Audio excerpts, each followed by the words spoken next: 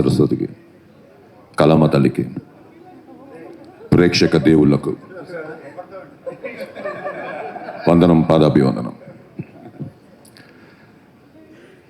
జనరల్గా సినిమాలు వస్తూ ఉంటాయి, ఆడుతూ ఉంటాయి, వెళ్తూ ఉంటాయి. మంచి సినిమాలు, చెడ్డ సినిమాలు అంటారు. కానీ నా పాయింట్ ఆఫ్ వ్యూలో మంచి చెడు ఉండదు. నచ్చిన సినిమాలు, నచ్చని సినిమాలు.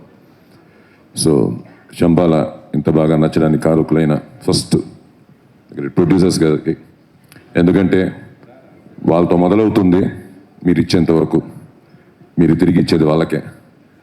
సో ఆనందంగా ఉంది. ఎందుకంటే ఒక సినిమా బయటకు వచ్చి సక్సెస్ అయిందంటే జనరల్గా ఆ యూనిట్, ఆ ఫ్యామిలీస్ చాలా హ్యాపీగా ఫీల్ అవుతారు. కానీ ఈ సినిమా శంబాలతో, ఆదిగాడి హిట్తో మొత్తం ఇండస్ట్రీ హ్యాపీగా ఫీల్ అవుతుంది. ఎందుకంటే అన్ని చోట్ల అందరూ ఫోన్లు చేస్తుంటారు, తిరుగుతూ ఉంటాం. సో ఇండస్ట్రీ గౌరవపడే ఒక మంచి సినిమాగా శంబాలని తీర్చిదిద్దిన ముని గారికి, ఎందుకంటే నేను ఈ మధ్యన మన వసిస్తూ చేస్తున్నాను విశ్వంబర కానీ, అంతకుముందు కొన్ని సినిమాలు చేశాను. కానీ అసలే కన్ఫ్యూషన్లో ఉంటే మళ్ళీ కన్ఫ్యూజ్ చేస్తారు. నేను మాట్లాడుతున్నాను, పక్కన అర్థం కావట్లే.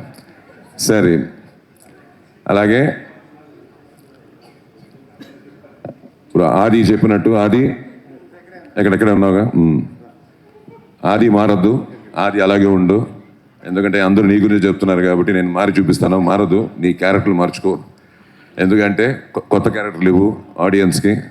వాట్ దే వాంట్ అది ఇవ్వడమే మన పని. మనకి నచ్చేవి మనకి నచ్చుతాయి, కానీ జనానికి నచ్చేది ఇవ్వడమే మనం చేసే ముఖ్యమైన, మన ఇక్కడ నుండి చేసే పని.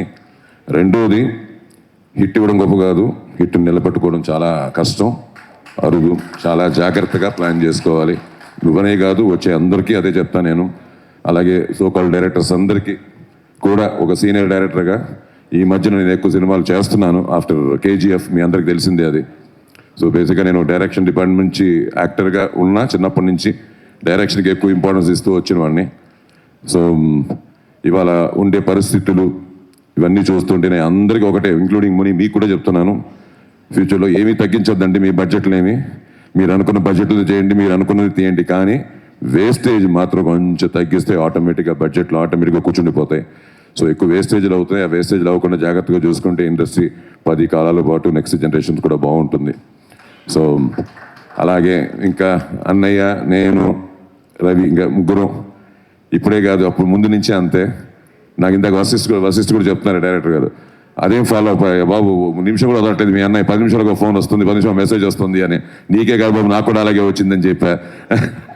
సో అల్టిమేట్లీ నాకు తెలుసు, ఎందుకంటే ఇవాళ తనకి ఎంత ఇంపార్టెంట్ ఏనో మనకంటే ఎక్కువ ఈ ఫెల్ట్.